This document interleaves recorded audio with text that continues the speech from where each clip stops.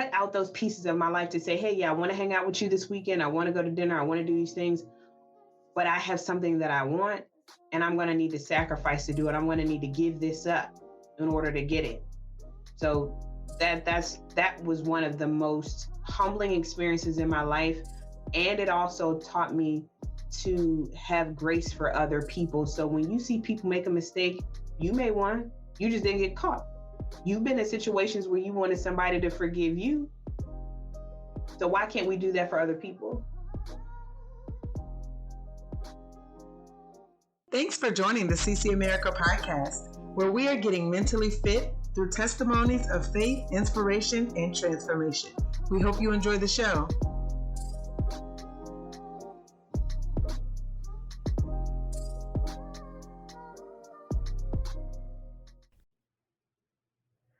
Good evening. This is Tomeria Jordan, the host of the CC America podcast, a show dedicated to helping others get mentally fit. What that means is we are sharing stories of faith, inspiration, and transformation. So tonight, I have the awesome and amazing pleasure of interviewing one of my sister friends that I met over 20 years ago at the Appomattox Regional Governor's School for the Arts and Technology in Petersburg, Virginia. We have been blessed to share so many fun memories over the years and have learned a lot on this journey called life. Tonight, we invite you to listen in as we catch up on what's going on in Mo's world. Morgan Johnson is a human resources specialist by trade and has years of experience in various different disciplines, some of which includes, but is not limited to, working as a counselor, working as a manager, and a certified trainer, just to name a few. Morgan has an MBA with a concentration in Human Resources Management and Services from Averett University and a Bachelor's in Psychology from Virginia State University. Tonight, we are talking about human resources, career journeys, faith, and more. So let's get started. How are you doing, Morgan? I'm doing pretty good. How have you been? Doing well, thank you. So happy that you are joining the show tonight. Really excited to chat with you and find out what's been going on in your world and also talk about all of the many blessings that have been coming your way. Absolutely. Absolutely. Awesome. So let's go ahead and kick this off. Usually the question I like to start with is, of course, I read your bio, but who do you say Morgan is? Who am I now? Now I am someone that is more focused in my walk with God. And I say that, you hear people say that all the time, but I say it is more or less, he is someone that I speak to when I can't speak to anyone else. Like I was thinking yesterday, I had a lot of different things going on my job and I felt frustrated, overwhelmed, felt like screaming. And I'm just like, because I work in the HR field, I really can't share my day-to-day life with people just because of certain law violations. So when I want to talk to someone, it's either some type of code or I have to leave out all the intricate pieces to define what's really causing this frustration in my life. But with God, I don't have to do that. I can literally say, listen, Jesus, Sally James Johns Jr., she was asking for a conversation today that I wanted to give her. However, I still have to have that grace that he has for us and say, okay, pull that emotion back. All right. And then proceed with whatever's going on. But I'm human. I have to get that emotion out first because emotion and logic can occupy the same space. And then I'm able to go forward. Amen. That is so true. And you're right. He is a good listener. Even though we don't hear an audible voice, we know that he hears us because there's always something that he shows us either through someone else or just in life where you're like, oh, you heard me, you see me. Yes, absolutely. Absolutely. So you have had the opportunity to reinvent yourself throughout your career. And what has that taught you about life in general?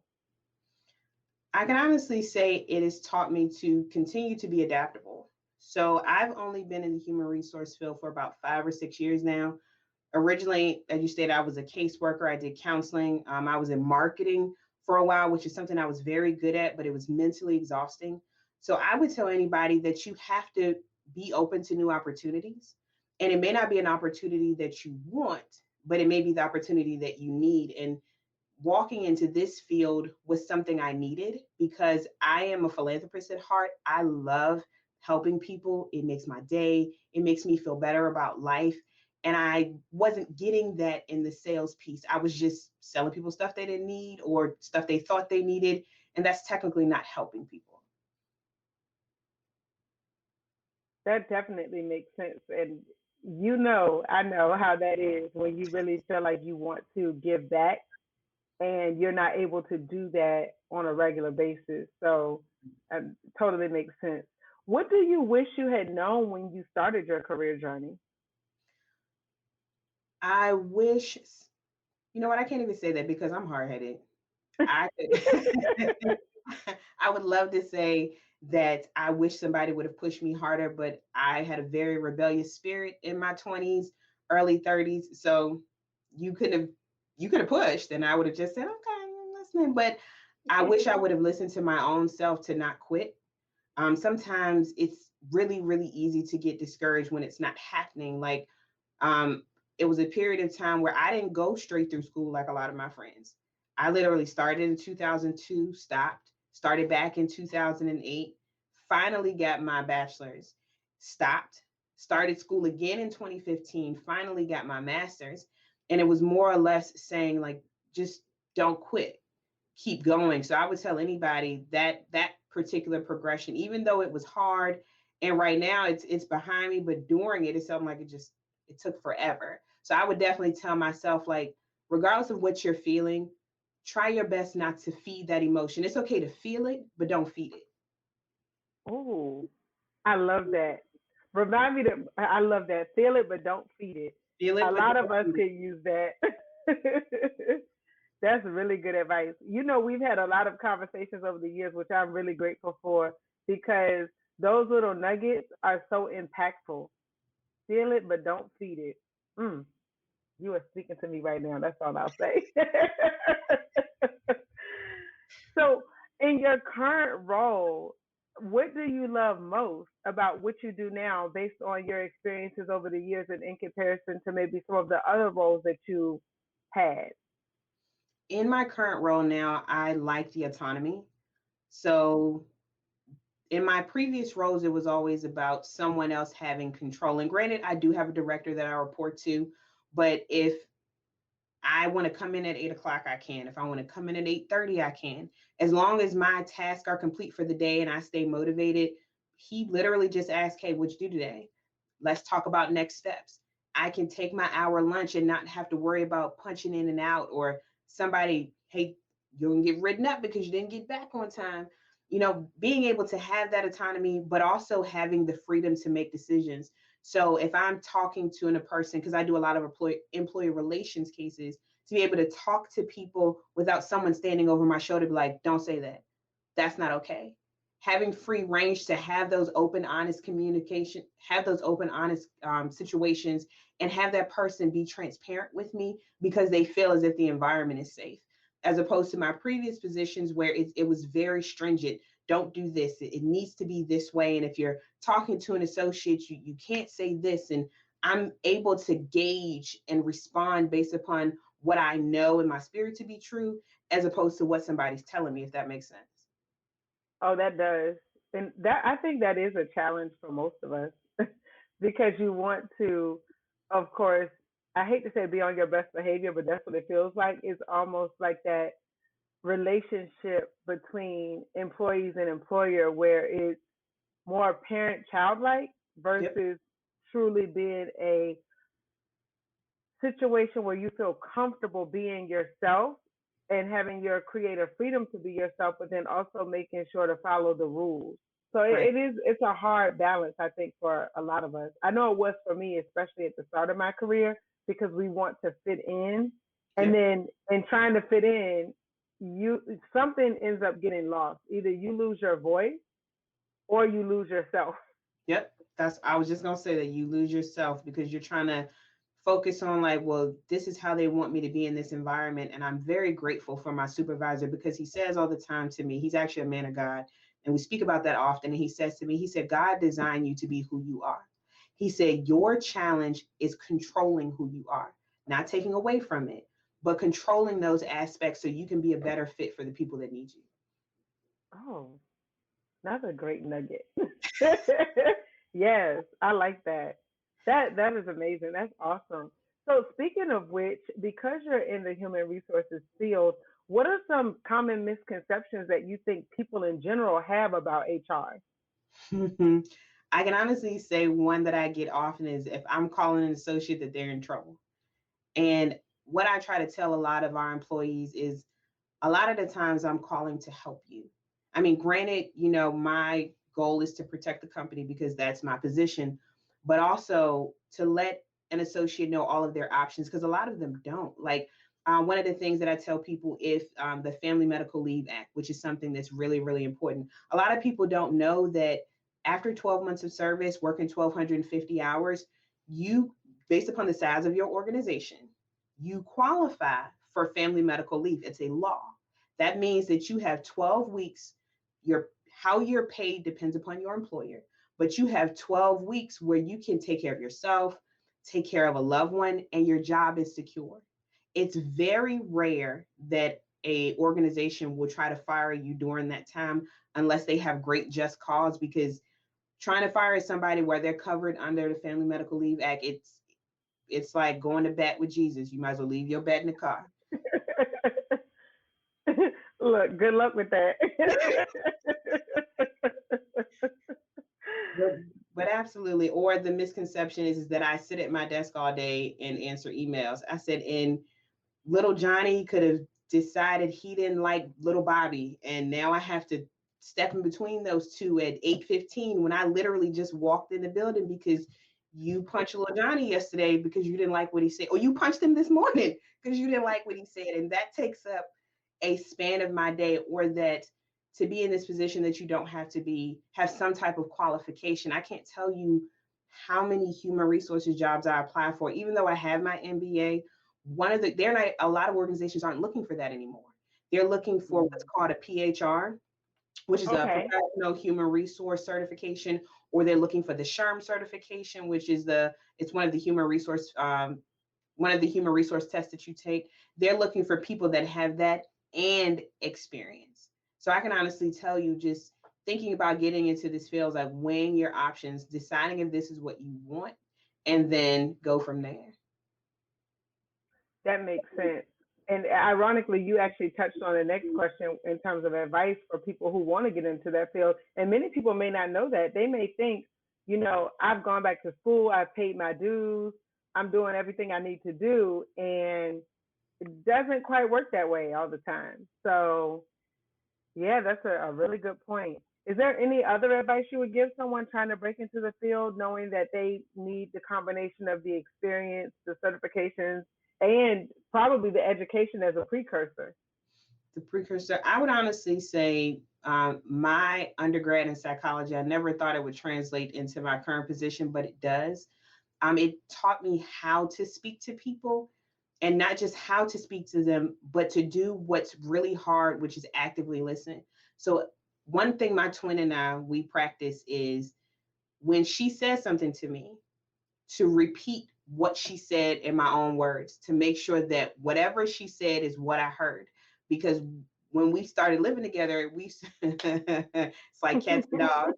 If anybody knows having a sibling, they can pluck your ever loving nerves. But it wasn't because we didn't love each other. It's because our communication styles were different. So a good example would be, we were talking about an amusement park, and she was just like, Morgan, the Ferris wheel. I said, the merry-go-round? She said, Morgan, it's the same thing. I said, well, just to make sure that we're talking about the same thing, I just want to play it out there. But it's funny because a lot of the times we listen to respond instead of actively listening. So that's one thing I would tell anybody: work on your active listening. See if you can actually listen to a person without interrupting them. And then what did you take away? Take some leadership classes, because when you get into a human resource position, you are a leader teaching leaders. So that's something important. There are different types of internships that you can step into, because a lot of people don't think about it. Human resources has a sales piece, because you have to get people to buy into what you're saying. It's not about telling them what to do. It's about giving them good counsel And then from that counsel, hoping that they'll make the best decision. But then also, as my boss would say, taking the sleeve off your knife and putting it down, stop. Counseling's over. We're not, but knowing how to gauge those reactions and who you're talking to. Speaking of which, with your experience counseling before, that probably translates very well to what you're doing now. I chuckle because counseling and this are like, counseling was so much harder. It was, it was so much harder because I was aware that a lot of my clients experience maladaptive behavior. And my goal was to get them to channel that behavior into something productive, recognize that behavior, stay on their medication, different things of that nature. So it's very taxing to help a person because they have to want that help. Here, I can give you all the help you want, but if you choose not to take it, that's your choice.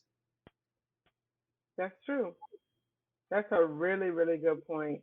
Um, and I think that goes for a lot of us, even beyond that, like that area. Something that we don't think about is all of us make choices every day, and sometimes it's easy to blame others for those choices because of things they've done or what have you. And can you explain for our audience members who may not be clear on what the maladaptive behavior means? So maladaptive behavior means that the person is not normal according to society. That means that there is some sort of, I don't want to say physiological imbalance, but there is a criteria that puts them on a scale to say, hey, there's something called the DSM-5, or it should be like 6 or 7 or 8 now. It's been a while since I've actually been in that field. But basically, it lists a variety of disorders because they've changed that. So it's now maladaptive behavior. When you think people are crazy, that's the word that they like to use. It's not that they're crazy. It's just that there is something within their mental capacity that they're having a hard time grasping.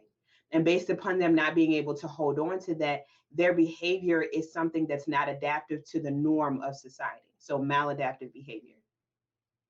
Makes sense. Thanks for sharing that. I learned something as well. I was like, I bet you a lot of us might assume we know what that means, but not really knowing the full context. I think that does help shed some light on, even what you were stating and how you handle those situations and the communication piece of it. Makes sense. Makes sense. So, are there any other resources or things that you think people should really look into, who want to break into the field of HR? In regards to resources, HR is one of those fields that it's a little bit more challenging if you don't know who to speak to or how to speak the lingo. So for me, I actually did this a few months ago when I was unemployed, decided to study for the PHR, one of the human resources certification. And it opened my mind to so much more knowledge than just being in the field because human resources has a legality point to it. So we have to be aware of employment law and labor law. And then there are union pieces that go to it. And thankfully, I'm not a part of that.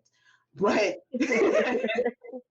there are a lot of different things that feed into that. So I would tell anybody, pick up an HR reference guide, which basically are look for authors that are in that field. Or SHRM, they have a website where literally, if you want to, you can sign up for a subscription and they will send you articles that go on. You can go into their website and talk to different advisors. You can pull up they have conferences that are virtual now that you can sign up for. They give you all the tools to say, hey, you need this criteria in order to get into this position.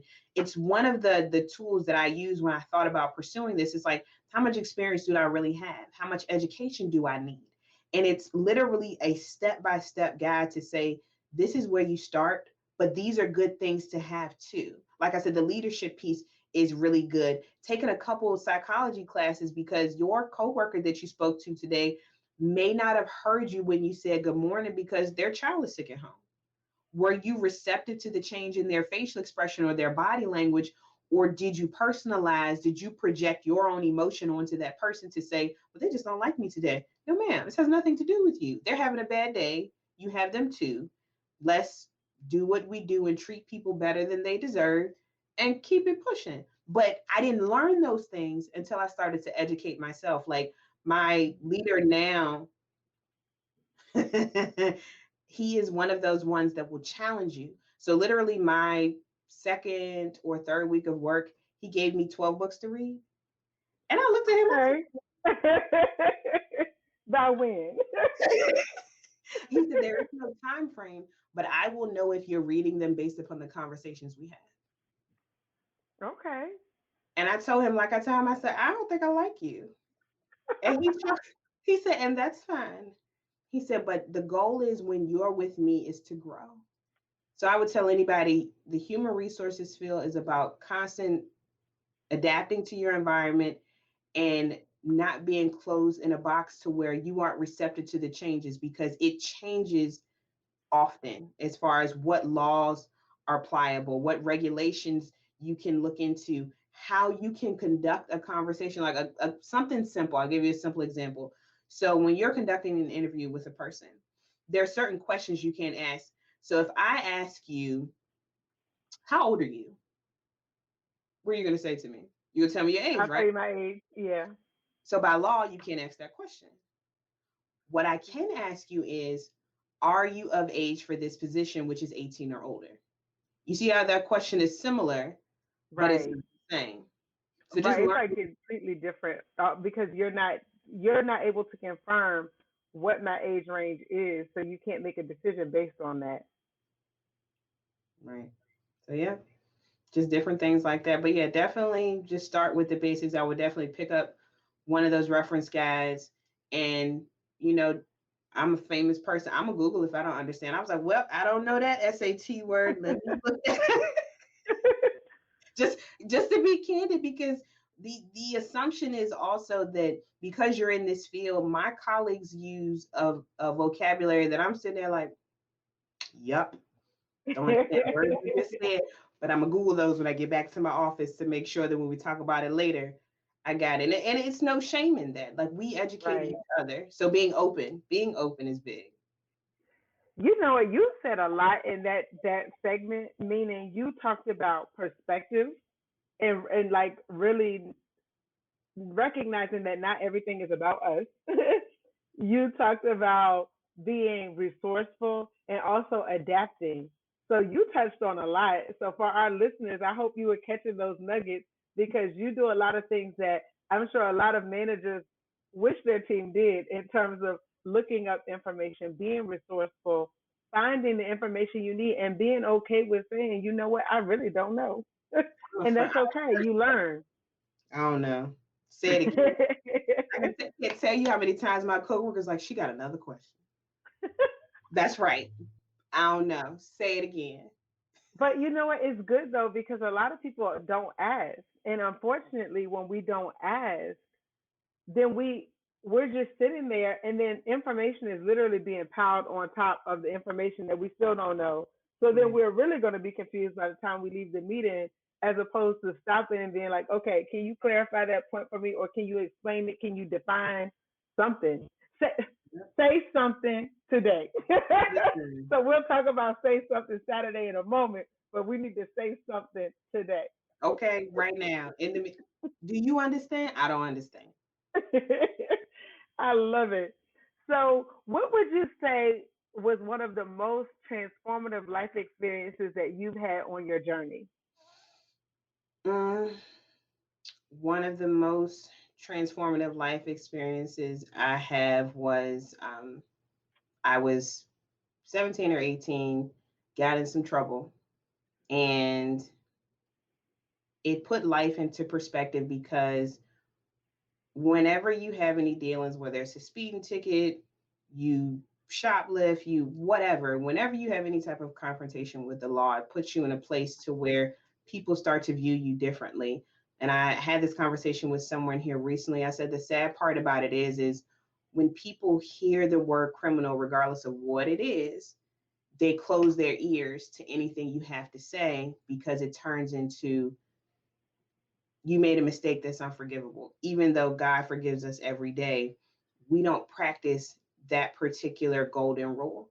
So I can honestly say that was one of the transformative features in my life that caused me to be very humble. I talk about it in depth, like you said on Say Something Saturday, and I'm very transparent because I want people to understand, like, the person that you see now is not the person who I was.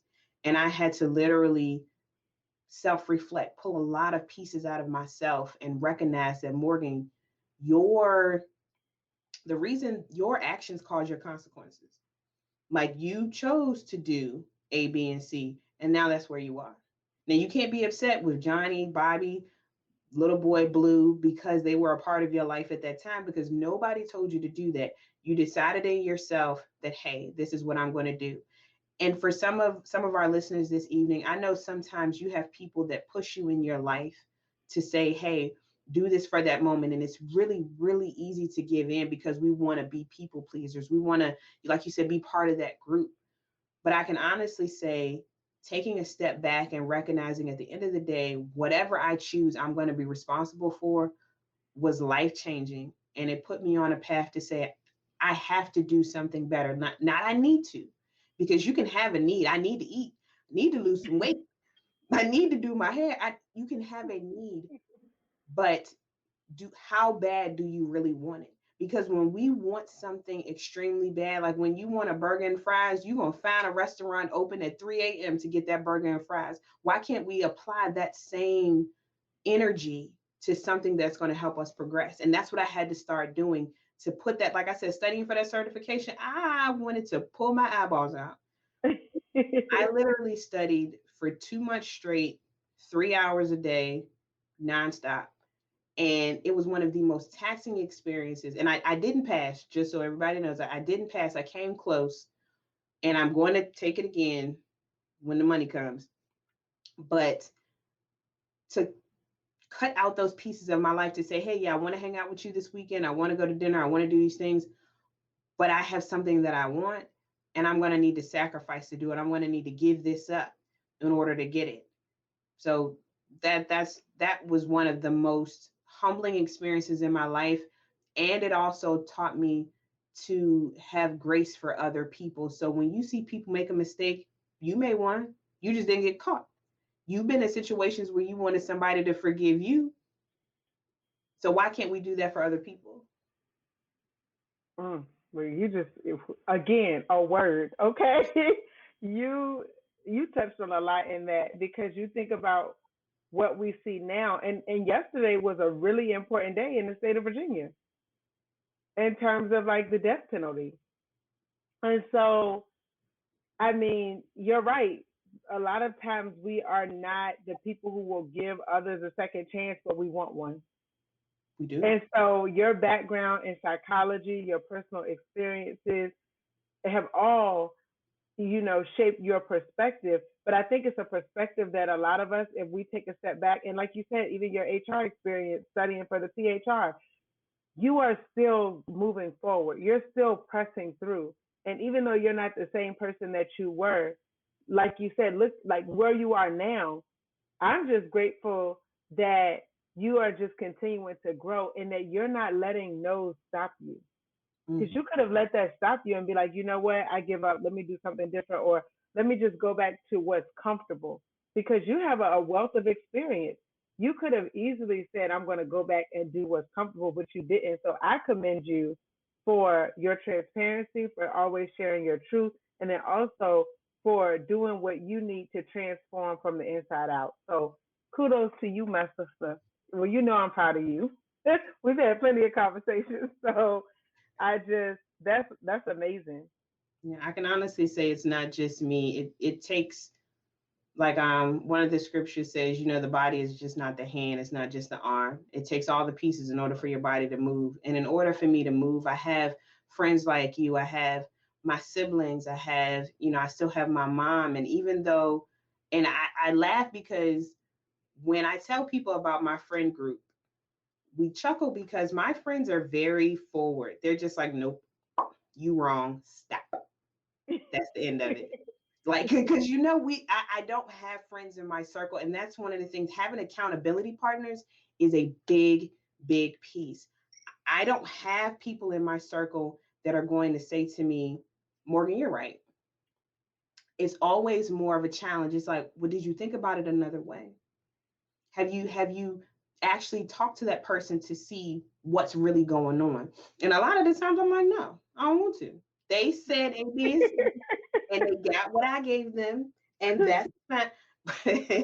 But then after I've had an opportunity to channel my emotion into something more productive, I self-reflect. Like one of my close friends, Elizabeth, we say this all the time. She says stuff, and I love her dearly. And I was like, you get on my nerves. And she said, and that's okay. And eats popcorn while she's talking to me. She said, you finished being mad, baby? Now, what did I say? I said, you know what, you're right. I didn't want to hear that, but I needed to. It's not like I say that all the time. It's not something that I wanted to hear. Now, that situation, that was a need. I needed to hear people say, hey, this is what it is. Like one of the rappers that I like to listen to, his name is called NF, and he has this song called Green Light. And in the song, he was just like, I don't need people in my corner trying to gas me. I need people in my corner trying to check me. So I need people now check me with respect. Let's be clear. You can't just come to me in this type of way because you don't want me to approach you that way. Right. It's the same respect. Like that has really, that above anything else has helped me quite a bit to be able to lean on people that I know that when the situation is reversed, they can lean on me too. I like that. So, speaking of saying something, can you tell everyone about Say Something Saturday that you started on Instagram, and just a little bit of background, excuse me, on what led up to that and what you hope to gain by hosting these sessions? Mhm. So I was having a conversation with, oh my goodness, Annette, their name just popped right out of my head. But the conversation, that's what it was. I was talking to one of my friends about, his name is Pastor Michael Todd, and he talks about the different things that God can give for you. His church is called Transformation Churches in Tulsa, Oklahoma. And in your singleness, which I am, he talks about the different things that God will put you through in order to get to your purpose. So he'll provide a place, he'll provide provision, he'll provide purpose, and then he'll provide a person when you fulfilled all the things that he has for you. But in order to start those steps, you have to be vulnerable. And when you choose to be vulnerable in God's field, he will protect you because he knows that you're putting everything on the line for him. And when I heard that, I said, God, it's very hard for me to be vulnerable because everybody has something to say, which popped into my head. I was like, well, say something. I'm about to say something. Say something. But to put it in a light of, I'm going to say these things, but I'm going to support it in my faith. And your faith doesn't have to be my faith. I like to give real life situations as far as different things that I've read in scripture and different things that have come to me in just my one-on-one moments with God. Different things that I'm just like, God, like this morning, I was thinking of an episode and I was listening to, I like to listen to my Bible when I'm getting ready in the morning. And I was listening to the story of the Moses when he was freeing the Israelites from Egypt. Heard the story 1,000 times, but listening to it this morning, it was one of those things where it was just like the revelation hit me. He was like, how many times does God have to tell you to let go of something before he puts you in a situation where it hurts so bad that you're forced to let go? And literally, that's what he did to Pharaoh. He challenged him time after time, gave him the opportunity to repent. He went back, repent, he went back, repent, he went back, until that last plague, which was the death of the firstborn, that was something that cut him so deep, a loss that he couldn't say he didn't see. And he threw his hands up in the air and was just like, you know what, God, you got it. Tell those fools to get out of Egypt. Let them go. Leave. Goodbye. Take everything with you. Get out of my town. But it took for God to break him to the most minute point, that to be little, to be the littlest man on a totem pole in order to let it go. And I was just like, wow. So just those different pieces, because I've heard that story since childhood and Right. never ever thought that it would segue into my life until I decided to give back to God. Like, and I can say this now. So literally, and it's funny that we're having this conversation tonight. So last year, March 26th, I decided to stop having sex with people. I said, you know what, God, I'm ready for a husband. Not really, but I want to put myself in a position to say, when he does come, I'm not distracted by everything else around me. And literally, once I decided to give them, because you can't outgive God, you can't sacrifice more than he can. Once I started that one step, which may not seem big for a lot of people, but it was big for me. I've been having sex since I was Right. 17 years old. And, you know, it's been a coping mechanism, it's been a comfort. And it was literally like taking away the safety net and having to walk a high wire and Mm. still having faith in God to say, if I fall, you're going to catch me, even though there's no net. So that was one of the biggest pieces I had to give up. And based upon giving up that piece, now I'm not even gonna sit here and pretend that it happened overnight. That would be a lie. I had plenty of times where I was looking at my phone like, don't call him. Don't look at him. Don't go to the gym that he's at, girl. Just like it was literally a challenge to just don't answer his text messages. Don't do it. Or Please. he'll go out to eat and he walks into the restaurant and you don't eat here. Look, that's when you need to delete people. Delete. I did. I had to delete him. I had to block him. I had to change my gym membership because I know my weaknesses. And a beautiful man, dark skin, my goodness. And he doesn't yet, just a beautiful man. And not necessarily to say physically beautiful, but mentally beautiful. Like we can have that conversation, we can connect. But someone that's not afraid to push me is very attractive, but can also be very trapping because they want to push me, but not push yourself. This episode of the CC America podcast is being sponsored by Confident Connotations, creating Christian apparel and accessories that promotes confidence, inspires life, and sparks conversation. Each design is carefully crafted, giving you an opportunity to share your faith. Visit confidentconnotations.com for more information.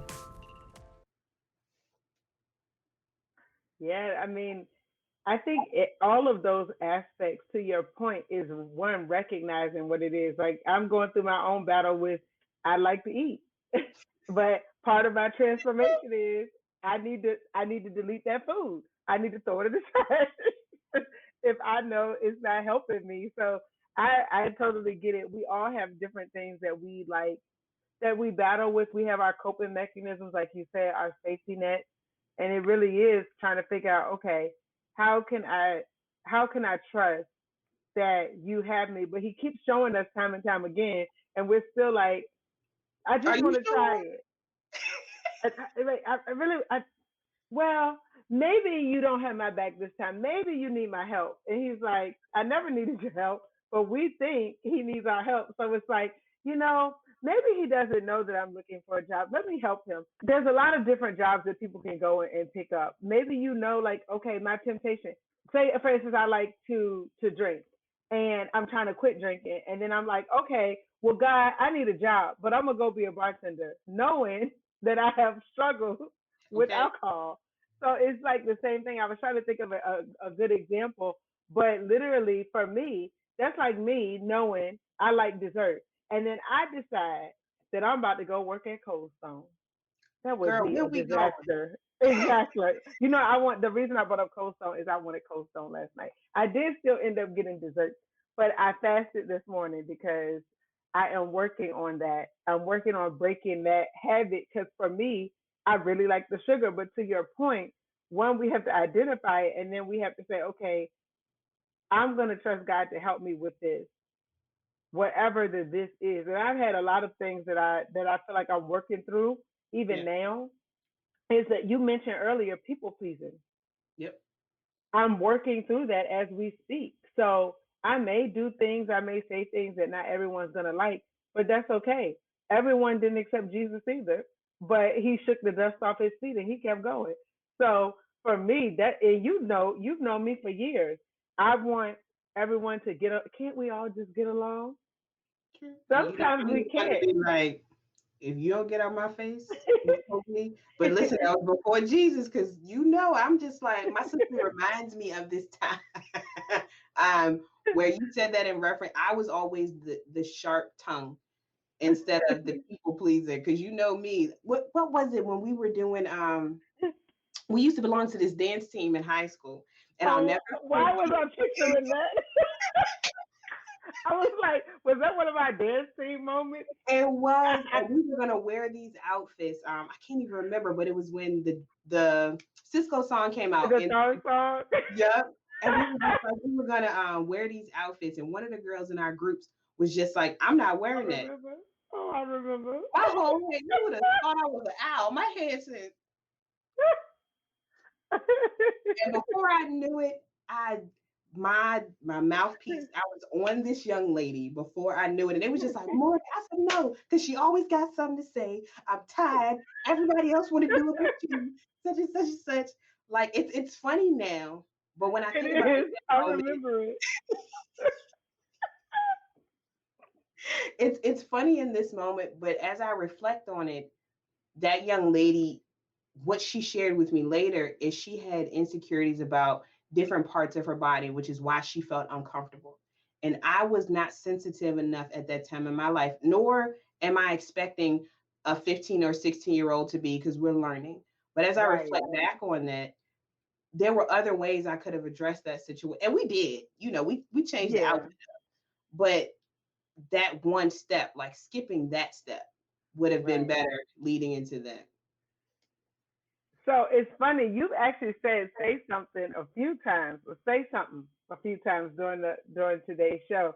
So which episode has been your favorite by far that you've recorded? Um, I can't think of the name. Resilience. Yep. Okay.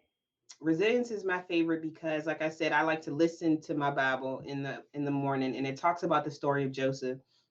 And I was talking to my older sister Lauren, and I said, "Sis, do you recognize how much Joseph went through, and he didn't once curse God? Like literally from beginning until end. So you went from being your father's favorite child to your brothers, like you shared a dream with them because you can't share your dream with everybody. You shared an intricate piece of your life with people and they started to hate you for it. Their hatred grew into wanting to kill you. They took from wanting to kill you to sell you into slavery. You're falsely accused and thrown into jail. You're forgotten about for 2 years and then released into a place to where now you still have to do God's will. You still have to let him move in your life. You still have to give all the glory to him and be his representation after everything that you've been through. When I can say that piece pushes me, because some days I'm just like, not today, not today. Like I find myself, and when I reach those moments, I get teary eyed because I'm like, God, I'm tired. I'm over this situation. I'm over feeling these things. I'm over this experience. And he's just like, I got you. I've got you in a place where now whatever I'm asking you to do, you're going to be open to. And that's not for everybody. That's just how me and God get down, because he knows I have to be in a breakable space in order for him to get it. I'm like, as I said earlier, I'm hard headed. So he literally has to come down and wait with the hammer. He's like, nope, she's not ready to crack yet. I'm gonna wait. Okay, she ready, and literally crack me open to say, hey, this is what I need you to do now. This is the path that I need you to take. So that resilience, it's funny because that's been my life literally from 17 till now, from Yeah. being told, no, you're not going to do this, or you can't do this, you're too dark, like the whole colorism thing, or you're female, you can't do that, or you don't have the experience for this, or no, we're not hiring people like you, or no, I don't think you're going to represent us well because you don't speak eloquently enough, because you don't use these 60 syllable SAT words. And a lot of the times you don't have to do that in order to get someone to listen. Like if you want me to stomp around in the ballroom with you and put on my dress and these heels and do that, I can do that.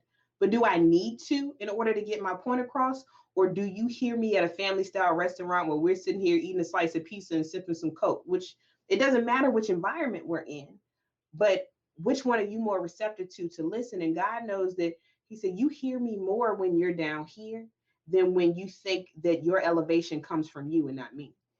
Mm, that's deep. Say something. Okay. Yes, that is a really good point in terms of resilience, because you and I have had plenty of conversations about what people have told us we can't do. Like clearly, if I would have listened to the teacher who told me I couldn't get into the Appomattox Regional Government School, you and I wouldn't have met probably. Or that you could be a model, because let me tell y'all, this girl's a fly model, okay? But Thank you, Bill. just that, or that you're beautiful for who You're you are. You don't have to right. be this cookie cutter version of who people think you are. Like, I don't know if you follow Sade, that we used to go to school with, the dancer. I do. Yes, she's teaching fitness classes now. She is, and she posted something here recently that brought tears to my eyes that I never knew. And because she's biracial, and Oh, I didn't know that. she's biracial. And one of the stories that she posted, she said that it was really hard growing up, knowing that your grandmother doesn't like you because your legs are thicker than everyone else's. And I was like, I don't see that. What are you talking about? But getting into her adulthood and just realizing her truth, to say there are dancers out here that look like me. There are Right. dancers out here that I can aspire to be. And she's a successful dancer, been all over the world traveling, did a Yes. rendition of Lion King where she was in there, like, amazing, amazing woman. And I had to stop and tell her how amazing she is, because that's how we grow, supporting each other. But I say that to say, in reference to just people telling us what we can't be, and seeing so many people push through that, because you are definitely an inspiration to me. Like, we've had plenty of conversations where I was like, Tia, I'm about to just hang it up. And you was like, no, you're not. And likewise, we push iron sharpens iron, and I feel like we've been there for each other Right. So, yeah. because we've both been told some crazy stuff. Listen, if we could have an unfiltered edition without any consequences, Exactly. people have said some very, very hurtful things to be a woman of color. And no, I'm not trying to say, racism, blah, blah, blah. I'm just speaking in general. Sometimes people say Right. stuff not even realizing that what they say is hurtful, but Oh, so true. because it sounds good to them, that's all that matters. Oh, that's a whole other. Oh my gosh, that's a whole other topic that we definitely will have to tackle one day for sure. Because you are spot on. A lot of people don't think about the consequences. They don't think about those things that they say, and in their mind, they're like, "Oh, I'm who I am, or I keep it real." And there's a time and a place. And It is. you and I, we've always talked about that in terms of like how people communicate. A lot of times they don't think about it. Now, I don't know if you remember this, and you actually taught me a very valuable lesson. And I don't know if you remember, we were at your house, and we were talking about music. And oh no, matter of fact, I told someone in our school, they said they made a song. And I said, "Oh, you threw some notes on a piece of paper and you called it a song." And you told me, you were like, "Tomeria, that was rude." And in the moment, I was in high school. I was like, but I wasn't trying to be rude. That's what you do. You put the notes on a piece of paper because my background was in music, and I knew you put the notes on the paper because they would have us do it as an activity. And Right. it's a song. So I was like, "Oh, you threw some notes on a piece of paper and called it a song." And in my head, it was funny, but I didn't think about it until you told me that that was like mean, because I never want to be mean or hurt people's feelings Right. because that's not even my personality. At all. I never thought about it until you had the reaction you just had. But you had that reaction. We were at your house, and I think I had told someone that we were at school in the recording studio, in the basement at the school. So in my mind, I was like, but that's what happened. But how it came out was not a good And it was reflection. completely innocent, no malicious intent. And that's kind of what No. I'm telling people. Like, sometimes we say, because I have myself my boss, my boss here recently. He says this all the time. He said, sometimes, Morgan, because I call him bougie, and he is. I've never seen somebody with a chrome plated keyboard, so he's Oh, bougie. okay. So, but we joke about it, but I say to him all the time, he said, you know what, Morgan? He said, you challenge me at certain moments. He said, and I don't think I like that. Like, I had this project where we have onboarding. So basically to put together these thank you bags to say thank you. And the Nice. list of things that I was going through, he was just like, no, I don't like that. I don't like that either.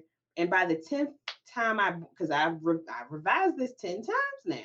So at the 10th time I sat in his office, I said, is it for you though? And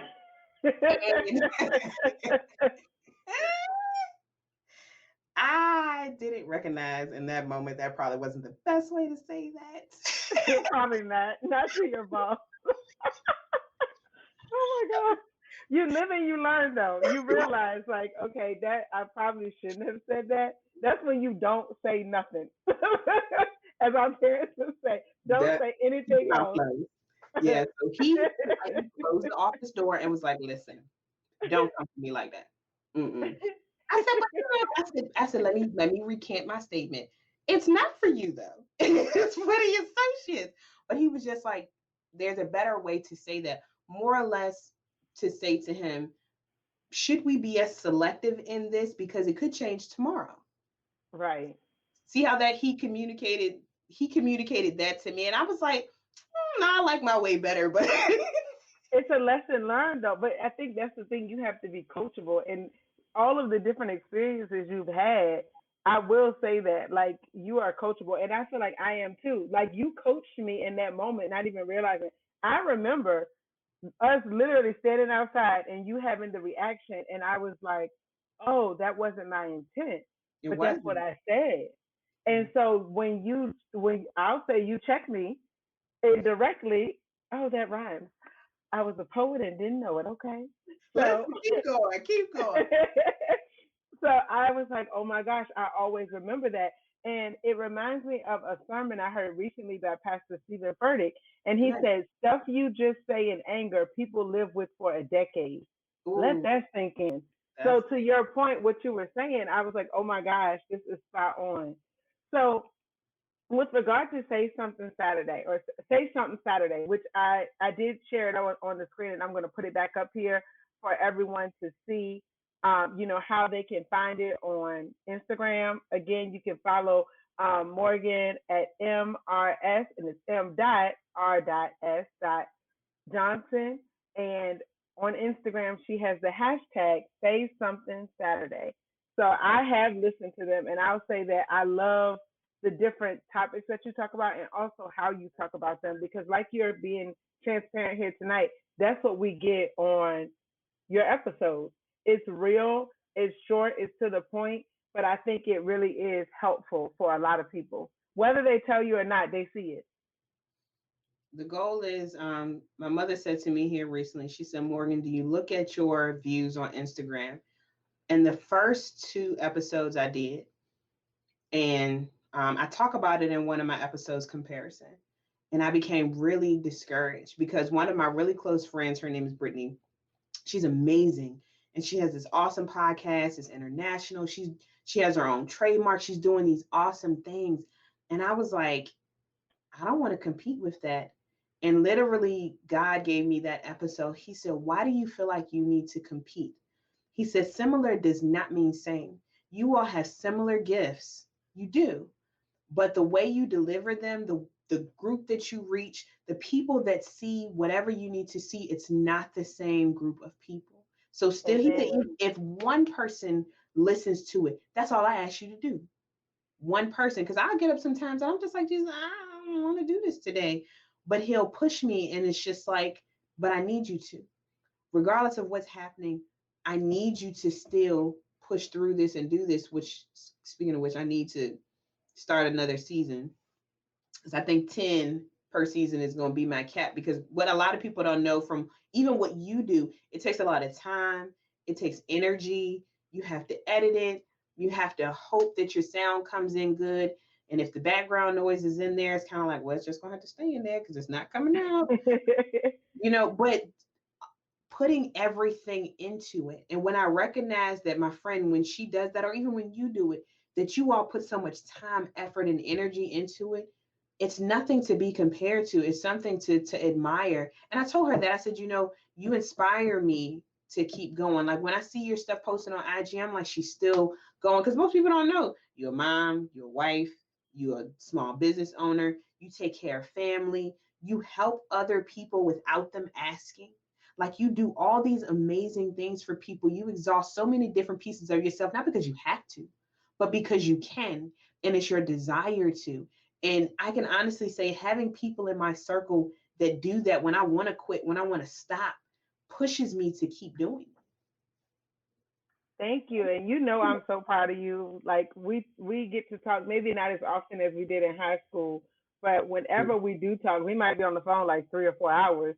But True, true. we cover so much ground. It's like we never miss any time in between, and it's always really inspirational. And when I get off the phone, I'm feeling pumped up like, okay, what can I go and tackle next? And so I'm just grateful that I'm able to do some of that for you as well, because it's really exciting to have friends in your life for years that you see the growth, you see the transformation. And so that was one of the reasons I said, you know what? Whenever you're ready, I would love to have you on because you Don't do let her have don't some. let her fib to y'all. She blindsided me. She said, "Girl, I'm gonna have you on my show."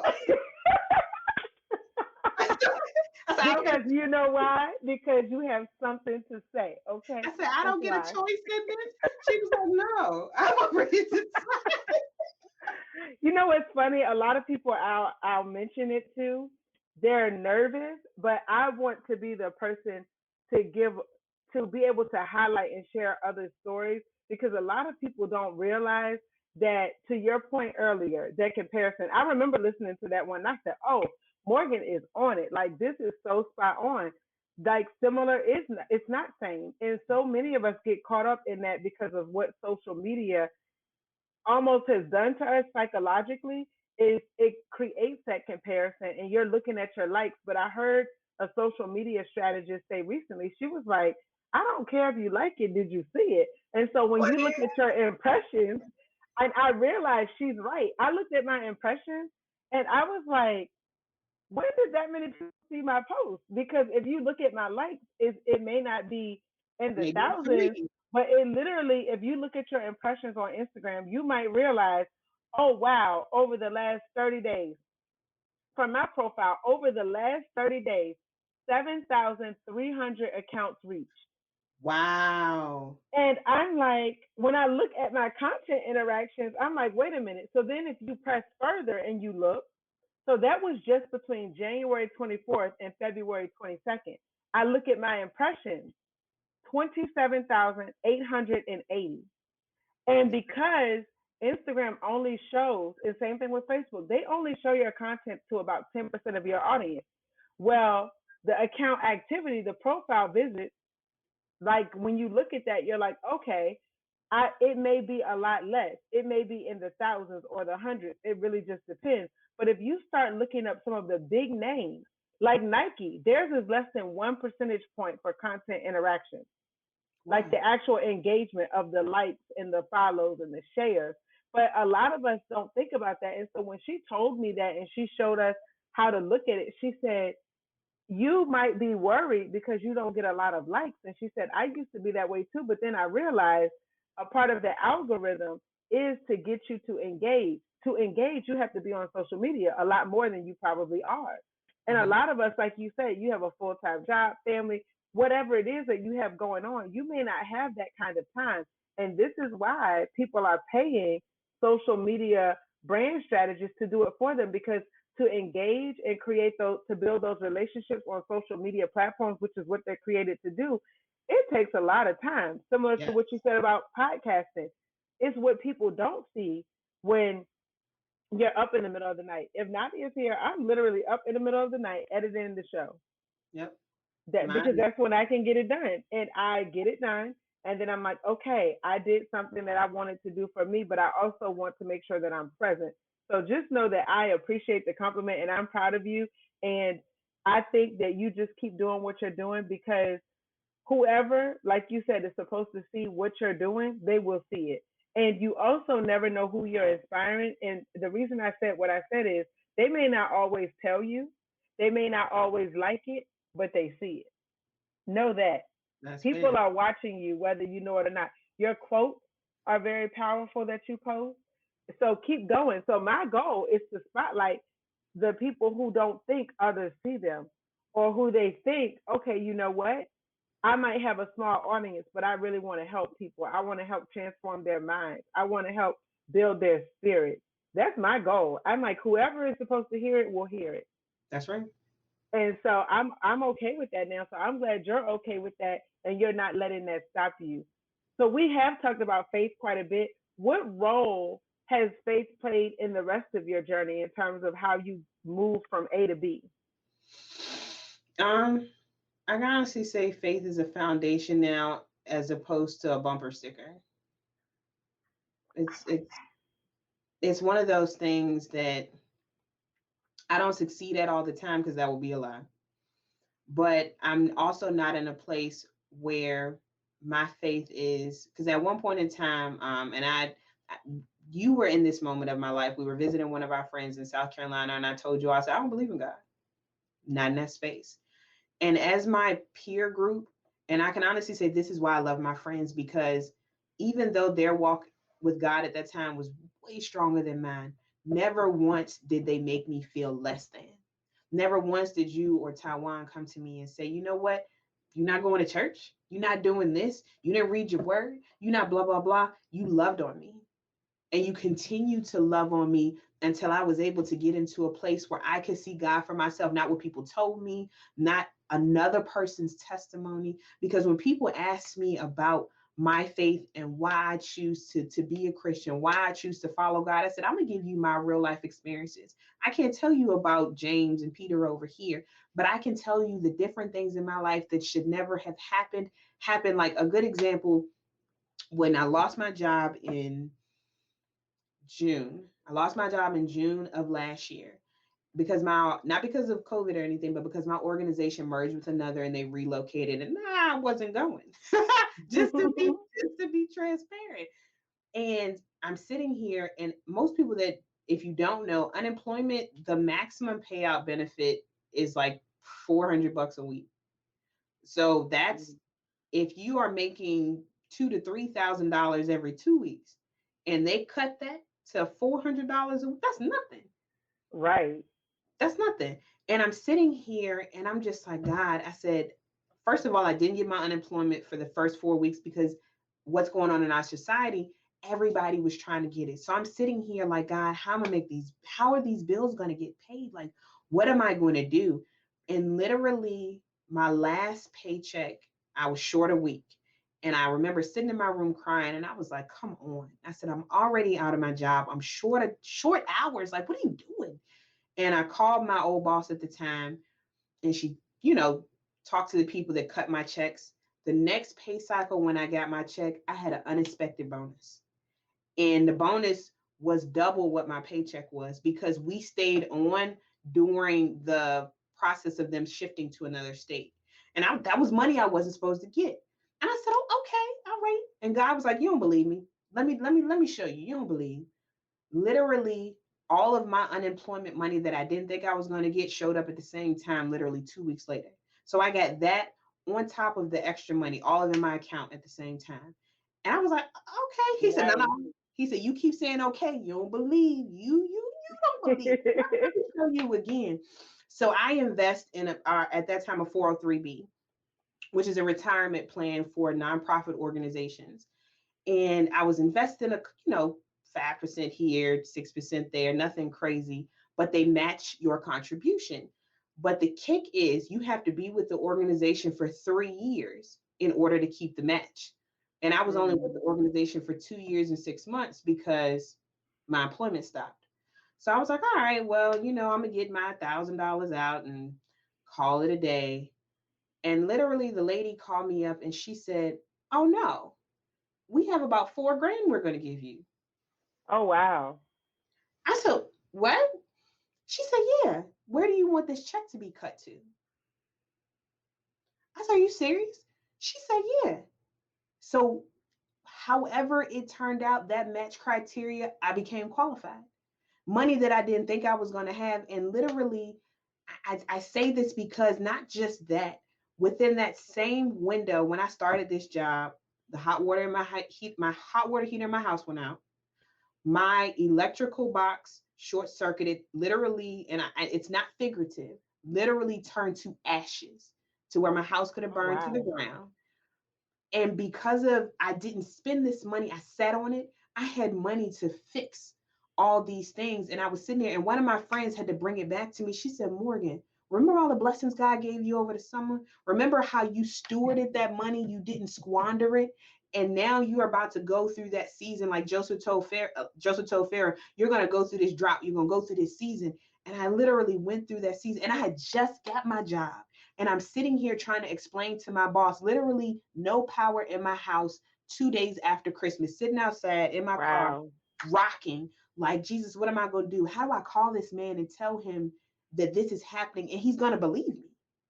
And he said to me, he said, Morgan, I knew from the day I hired you, your character. He said, God sent you to me for a reason. Take care of whatever you need to take care of. And if you need something from me, let me know. So Amen. when I tell people about my walk with God, I said, that's my experience. And did those things feel good? No, I would be a bald-faced liar to say that sitting out in my car in the dark, in the middle of the night, trying to figure out what was going to happen. But my Right. sister opened her home to me. My mom opened her home. They didn't have to do that. They could have told me to figure it out. You know what I'm saying? I could have squandered that money. Or my twin who lives with me, she helped me. My father, who's retired, bless his soul, he helped me. You know, different people that Right. didn't have to do a thing for me stepped in, not because they had to, but because that was the path that God put before me. And like I said, I won't sit here and pretend to say that it felt good, it was great, Right. because it didn't. I cried. Like literally, my hot water heater went out. Have you ever been in a house with no hot water? That is for the No, birds. you boil it. I remember those days. You put it on the stove and boil it, and then you have to Listen, wait for it to cool off, or you put cold water in there washing and up in wait. the sink, hoping that Yes, that'll get the fixed. bird bath. Okay. Or even to the point where one of my really close friends, and this is the piece that I forgot, we inherited a house from my parents. And it may sound great, but there was no repair work done to this house for 10 years. So you can imagine all the nice little gifts I've been finding. And literally, I wish I had a picture. My bathroom sits on the back side of the house. And the whole back side, if I can find that picture, the whole back side of my house was rotted through. Oh no. The whole back side, to the point where to the point where the ceiling had water streaming into my house. Like literally, Oh when it rained wow. outside, it rained in my house. It wasn't a pretend moment. And I remember sitting there telling one of my friends, I said, "It's raining in my house. Like Oh it's wow. it's literally raining in my house." And I remember sitting there crying, and I'm just like, God, I said, you can't be serious. Like it's raining in my house, and due to the rain in my house, there's now a hole in my floor that's about this big. Oh my gosh. My toilet is leaning towards the ground, and I'm sitting there, and I'm like, Jesus, this, this can't be life. Like this can't be happening. And Right. literally, I was just like, God, I said, and people's like, you're exaggerating.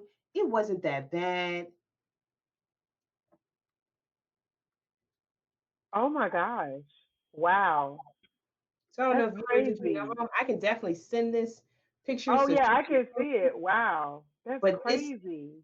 that whole backside of my house was rotted. Whole backside. And right above the window right here, that's where the hole was. Wow. That's So, or like crazy. when I say to people, they're just like, Morgan, you're exaggerating. That's not what to exaggerate for. What I reason was are we? gonna say why.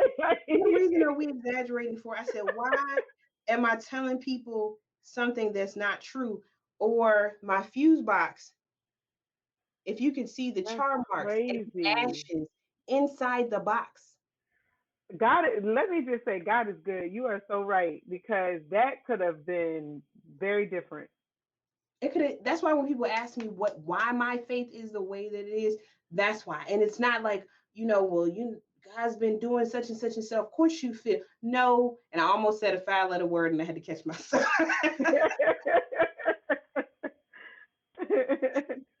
That's Wait, my oh word of gosh. choice.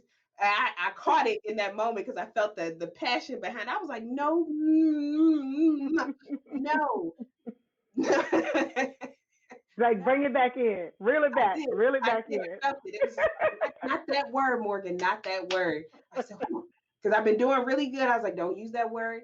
Think of stars, sprinkles, fudge and sickles, anything else except that. And No, just absolutely not. Right, reel it back in, reel it back in. Look, that's when you have friends like me, like girl, reel it back in. like not that word.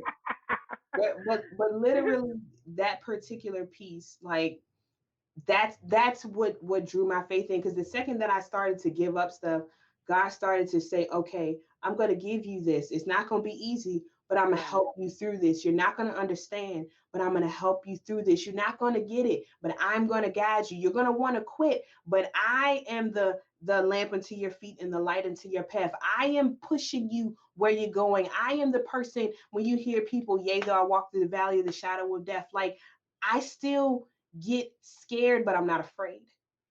Mm. I still have those moments where I want to hide. Like say something Saturday is very scary for me. I get up there and I joke and I laugh. It's very scary for me. But I've learned even though it's scary to not be afraid. And that's a word you can stand on for sure. So before we wrap up, there's one more question I have for you. What is one personal affirmation that you live by? You know what's funny is my boss said something to me today because I was dealing with literally because I'm off tomorrow. Everybody has a fire in their house. And that's the term we use when employee relations issues break out all over. And I'm just like, everybody in my region's house is on fire because I'm off tomorrow. So I had to put these fires out before I can go home.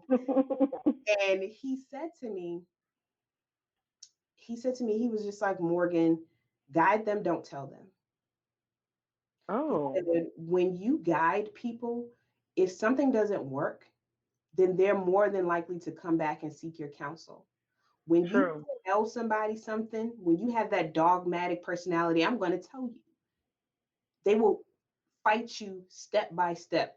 I'm a testimony to that. Don't tell them, don't, please suggest, please have an open conversation with me. But at the end of it, whatever decision I make is going to be mine. You are telling me Right. anything. But when he said that, it was just like, give them great counsel, show them what is needed. And if it doesn't work, support them into a place where they will now come to you and say, how can I fix this? As opposed to, let me tell you what you're going to do. I don't know about you. I don't respond well to that. And neither do most people. Right. So guide you, not tell you. It's so true. Really great point. I like that. I love that is what I'll say. So, on that note, we just want to thank you all for tuning in and checking us out tonight. I really had a blast with my sister friend Morgan, and I know that you will be blessed by this episode.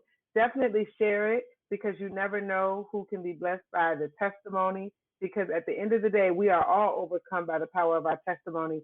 And Amen. sometimes, even if it's something that you don't think that you need, you never know who does need it. True. So, know that I will be posting Morgan's link in terms of how you can get in contact with her on social media. I will also be posting her hashtag for Say Something Saturday. I know that you will love it because I know it has helped me. A lot of the lessons that she shares are really powerful. And so I'm going to put it back up on the screen really quickly so you all can see it. Again, you can follow her on IG at Mrs. Johnson. That is M.R.S. Johnson on Instagram. And then also say underscore something underscore, that's SUMTHING underscore Saturday on Instagram. So thank you again, Morgan, for your time. And to all of our listeners, be blessed. Amen. Thank you for tuning in to another episode of the CC America podcast. We appreciate you tuning in week after week and joining us for stories of faith, inspiration, and transformation. So that you never miss an update, please subscribe at www.ccamericapodcast.com. You can also follow us on all of our social media platforms at CC America LLC. You can also just search for CC America on Facebook, Instagram, YouTube, and TikTok. We hope that you are encouraged and inspired by this show.